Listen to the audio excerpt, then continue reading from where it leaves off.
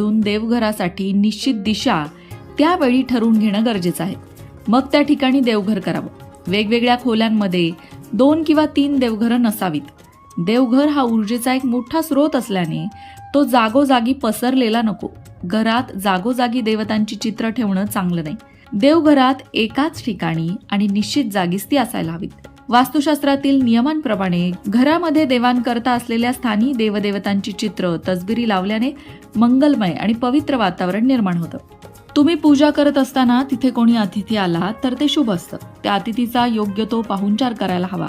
त्याला खायला प्यायला द्यायला हवं. आणि संध्याकाळची पूजा करत असताना एखादी सुवासीन आली तर ते अतिशय भाग्याचं लक्षण आहे. आपल्या घरात साक्षात लक्ष्मीने प्रवेश केला आहे असं समजून तिचा आदर सत्कार करावा. दिसायला छोट्या छोट्या दिसणाऱ्या या गोष्टींचं पालन केलं तर आपल्या घरातली उदासीनता निघून जाते. घरातला वास्तुपुरुष जागृत होतो आणि घरामध्ये सुख समृद्धी नांदायला वेळ लागत नाही. घराच्या दक्षिण पूर्व भागामध्ये लाल घोड्यांची जोडी ठेवल्याने आणि उत्तर भागात हिरवी झाडं ठेवल्याने अधिक धन मिळण्याची शक्यता निर्माण होते. घराच्या ईशान्य दिशेला स्टोर रूम बनवणं किंवा अनावश्यक वस्तू तिथे ठेवल्याने तिथे राहणाऱ्या लोकांच्या मनावर खोल उदासीनता येते.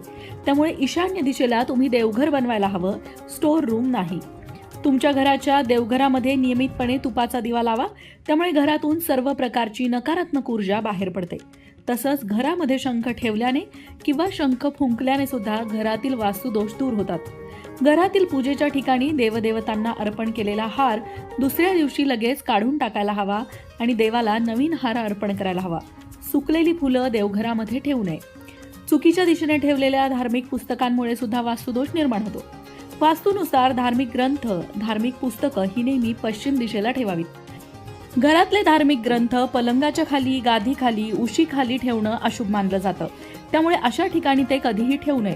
घरातील कोणत्याही सदस्याला रात्री झोप येत नसेल किंवा वास्तुदोषामुळे त्यांची चिडचिड होत असेल तर त्यांना दक्षिणेकडे डोकं ठेवून झोपायला सांगावं.